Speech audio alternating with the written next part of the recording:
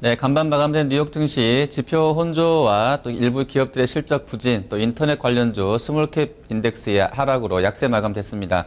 지표 먼저 좀 확인해 보도록 하겠습니다. 자, 이날 발표된 경제지표 좀 혼조세가 나왔습니다. 하나씩 볼 텐데요. 먼저 물가지수입니다. 4월 소비자 물가지수 발표가 됐었는데요. 전년 동기 대비로 2%가량 상승한 것으로 나왔습니다. 예상치에 부합하는 수준이고 3월에 1.5%에서 조금 더 올라간 겁니다. 사실 연준이 이 CPI를 보는 게 아니라 개인 소비 지출 쪽 물가지수를 보기 때문에 아주 뭐 이렇게 연관성이 높다고 할 수는 없겠습니다만 가이던스에 좀씩 다가서고 있다는 부분들은 한편에서는 좀 부담스럽지만 또 한편에서는 수요가 살아나고 있기 때문에 좀 긍정적으로 해석할 수도 있는 지표인 것 같습니다. 자, 그리고 신규 실업생 청구 건수 역시 발표했었는데요. 5월 9일자까지 집계된 수준입니다. 29만 7천 건으로 나왔는데 예상치가 32만 건이었어요. 훨씬 더 좋게 나왔습니다. 고용지표는 개선세가 이제 확인되고 있는 그런 흐름을 보여주었고요. 그리고 뉴욕 엠파이어 스테이트 제조업 지수는 직전월에 1.29에서 예상 5.00이었었는데 실제치는 19.01까지 큰 폭으로 상승한 것으로 나왔습니다. 또 하나 보실 지표가 산업 생산인데요.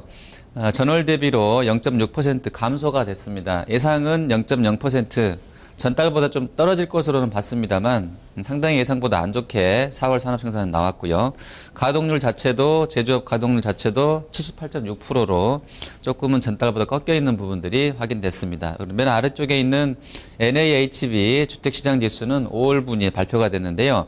직전월 46에서 예상치 49보다 훨씬 낮은 45선으로 발표가 되면서 전체적으로 정리해 보면 일부 지역의 제조업 서베이 지수는 나쁘지 않았었던 상황이고 고용지표도 개선세가 보여졌는데요.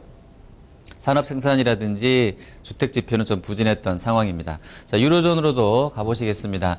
자, 유로존은 우리가 ECB 통화정책을 앞두고 6월 통화정책 회의를 앞두고 나서 GDP에 상당히 좀 관심이 높아졌던 그런 상황이었었는데요. 일단은 1.1% 증가를 할 것으로 봤었는데 0.69% 정도 전년 동기, 그러니까 연율화 기준으로 했을 때는 증가한 것으로 나왔고요. 전분기 대비로는 지난 4분기에 똑같이 나왔습니다. 0.2 정도로 플랫으로 나왔습니다. 예상치 0.4% 증가보다 낮게 나왔는데 이 재료 나오면서 유로존의 주요 지수들 한 1%씩 밀려서 역시 마감이 됐습니다.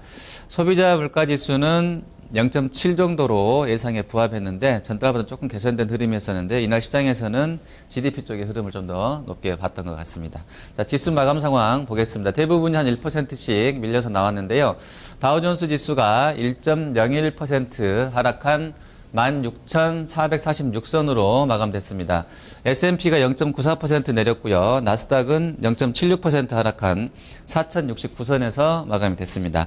자, 업종별 흐름도 보도록 하겠습니다. 대부분이 다 밀렸는데요. 소재가 가장 많이 밀렸네요. 한 1.5%가량 내려서 나왔습니다. 지금 글로벌하게 상품 시장의 ETF 흐름들을 보니까 다 꺾였고 니켈 가격이 4% 이상 급락 나왔었는데 뭐 이러한 부분도 영향을 줬던 것 같습니다. 그리고 금융주라든지 에너지, 헬스케어, 필수 소비재군으로 안 좋았고요. 유틸리티라든지 기술주, 경기민감 소비재군이 상대적으로는 낙폭이 좀 작았던 상황입니다. 자, 종목 하나씩 보겠습니다. 좀 많은데요. 먼저 시스코입니다. 시스코가 이번 7월 달에 이 업체는 이제 그 5, 6, 7이 분기 실적이 그러니까 한 분기가 되는데요.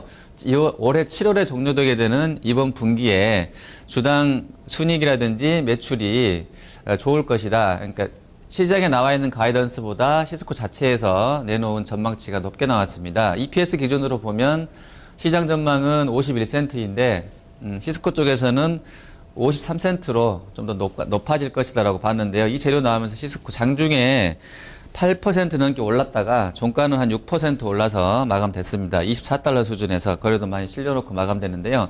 우리 통신장비하고 사물 인터넷 관련주들 흐름 좀 보셔야 되겠습니다. 자, 다음 보실 종목은 킹 디지털 엔터테인먼트입니다. 썬데이 토즈처럼 이렇게 그 뭐 애니팡 뭐 이런 여긴 캔디 크러쉬 사가라는 게임으로 이제 유명한 업체인데 어제 한 2% 정도 또 추가 반등 나왔습니다. 텐센트가 이 회사랑 이제 합작해서 모바일 게임 개발한다는 소식 계속 전해드리고 있는데 텐센트가 어제 호실적 발표하면서 6% 홍콩장에서 올랐거든요. 네, 그 재료가 반영이 됐던 것 같습니다. 자, 다음 종목은 월마트입니다. 실적 발표했는데요. 예상보다 조금 부진하게 나왔습니다. 세계 최대 유통업체이다 보니까 관심이 높은 상황인데 이 업체의 실적 부진 좀 시황에도 좀 영향을 줬던 것 같고요.